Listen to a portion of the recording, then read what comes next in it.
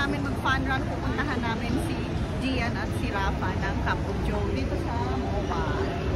Kami ngayon yung mga naka-jowas. Jowas ba tawag sa kanila? Diba? Pak?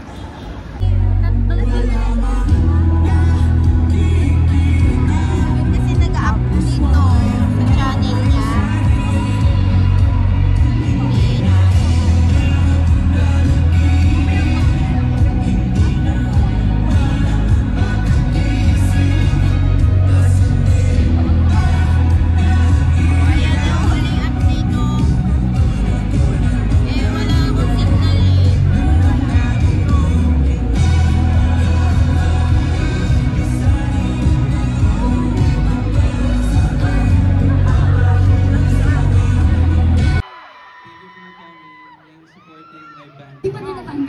So, yung ano na yan, yung photo na yan was back in April this year.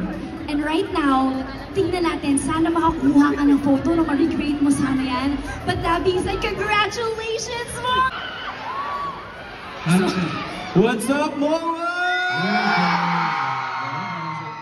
Hello po, ako po si Gian.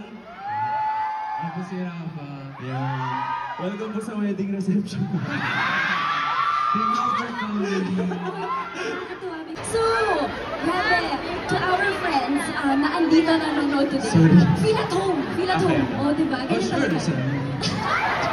Okay, good. Show us. Oh, that's a good question, huh? Yes. Let's just think about it a minute. Sige, magkano tayo? Extend ko yung Hindi, ayun. version. Kami kasi, bakit ako basa? Basta yung chair ko, hindi ako. Sa inyo yun lahat. Para sa inyo yun. Pero how about you, Rafa? Ano yung go-to look mo naman? When you're fixing up for sabihin natin a gig, a concert, makikita mo yung mga jowas mo. Ano yung nice, you also make more memories with them. Later on, makaka-high five niyo sila, makaka-picture niyo sila. And I want you to really take this opportunity na malapit kayo sila. So, Rafa, you first. Please pick a question. Kailangan, you need to read it out loud.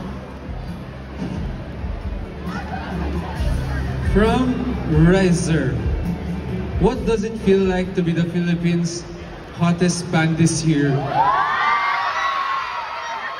Hindi lang naman 11.5 million streams. Yun ba yung hottest? What do you mean hottest band? Like, hot as in hot or hot as in hot? Hot as in, guys, 11.5 million monthly streams. Oh my goodness. Wow. Anong pakiramdam sa'yo?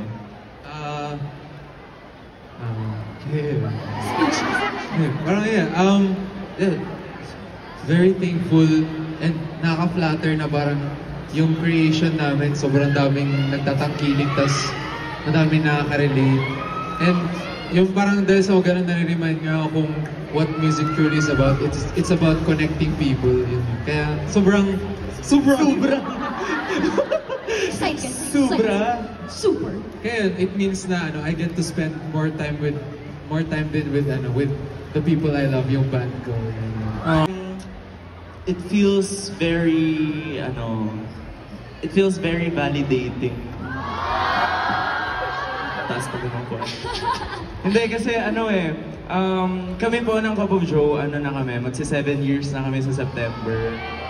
And sobrang thankful kami na ganito yung na-achieve namin at this stage of our career. And ayun, very overwhelmed na kami sa support niyong lahat. Maraming salamat po. Alam niyo ba, Gian, Rafa, kanina kasi, kung andito ka, this is your question. When was the exact moment na nasabi niyo, finally made it? Why? Paano yun yung we finally made it? Finally made it. Ako talaga nung ginagamit na yung song namin sa mga sa mga products sa sa isang app na ginagamit sa iba't ibang parte ng katawan.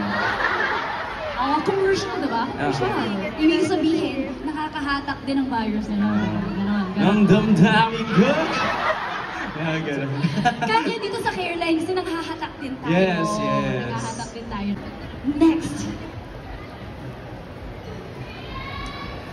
My question is, ay parang same lang din siya sa ano. Sige, pili tayo ng next one. Wow, namili. Nagpabunot pa kayo. Sana pala namili na lang ako.